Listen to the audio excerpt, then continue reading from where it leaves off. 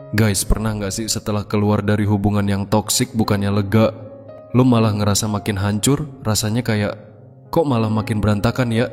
Susah banget percaya diri sendiri lagi, apalagi setelah bertahun-tahun diperlakukan kayak gak punya nilai. Dan yang paling bikin bingung, semua orang ngomong soal self-love, tapi buat lo, itu kayak konsep asing yang gak masuk akal. Kalau pikiran-pikiran ini pernah numpang lewat di kepala lo, tenang guys, lo gak sendirian. Serius. Banyak orang ngalamin hal yang sama, dan di video ini kita bakal ngebahas 4 langkah penting yang bisa bantu lo bangun self-love yang asli, bukan sekadar positivity kosong yang nggak nyentuh akar luka lo. Kita bakal ngobrolin gimana caranya mulai nyembuhin diri beneran, pelan-pelan tapi real, dan bikin pondasi baru buat hubungan yang lebih sehat ke depannya.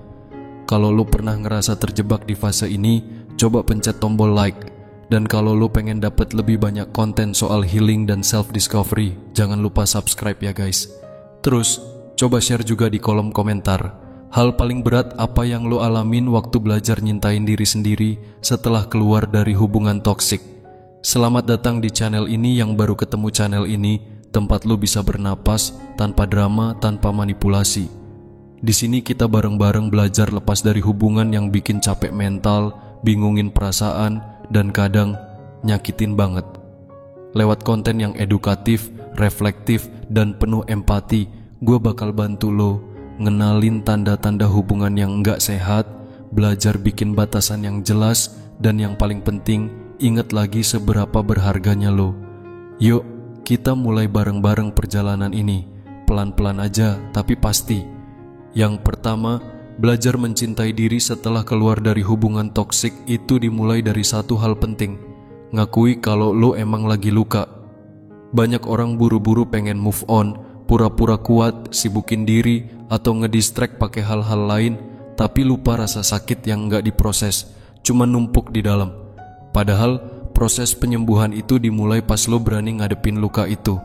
Self-love muncul ketika lo bisa jujur ke diri sendiri dan bilang, gue emang pernah disakitin, tapi gue gak akan selamanya hidup dalam luka itu.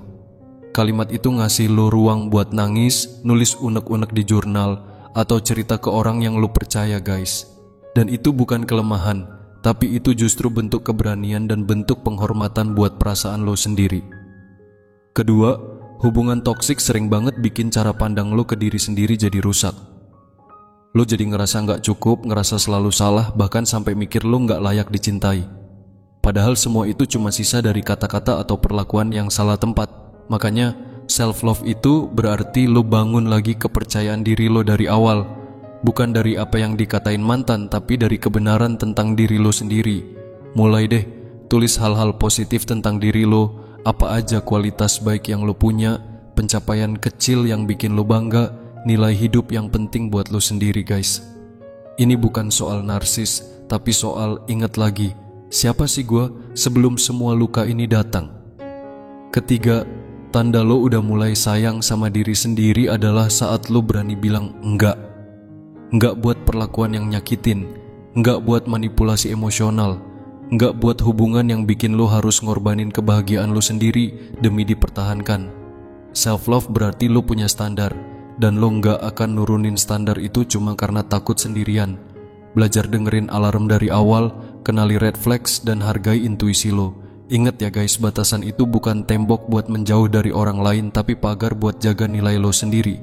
Keempat, kadang tanpa sadar, lo masih bawa pola toksik ke hubungan yang baru, karena luka dari hubungan sebelumnya belum benar-benar lo sembuhin. Makanya guys, salah satu bagian penting dari self-love itu adalah ngerti dulu pola cinta kayak apa sih yang terus-terusan lo ulang, dan mulai belajar buat ngegantiin itu dengan pola yang lebih sehat. Coba jujur deh, apakah lo sering terlalu ngorbanin diri sendiri? Apakah lo gampang banget takut ditinggalin? Atau lo sering ngerasa bersalah padahal bukan lo yang salah? Kalau iya, berarti udah waktunya lo ngerombak pola itu guys. Bangun relasi yang sehat, yang saling respect, bukan saling nyakitin atau ngegantungin. Ingat, lo itu gak diciptakan buat ngemis cinta. Lo layak dicintai dengan baik tanpa harus ngecilin diri sendiri. Self-love setelah lepas dari hubungan toksik itu bukan soal jadi sempurna, tapi soal gimana lo belajar ngelihat diri sendiri dengan lebih sayang, lebih lembut, lebih menghargai. Mulainya dari hal kecil aja dulu, kayak ngakuin bahwa lo layak dicintai, lalu pelan-pelan buktiin itu lewat tindakan nyata ke diri lo sendiri. Sekarang gue pengen tahu nih, dari 4 poin tadi, mana yang paling susah buat lo terapin ke diri lo guys?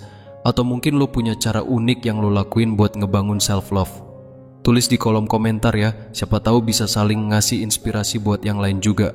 Jangan lupa like, subscribe, dan share kalau menurut lo video ini bermanfaat. Sampai ketemu di video berikutnya. Dan ingat, lo pantas dapetin yang terbaik dalam hidup ini.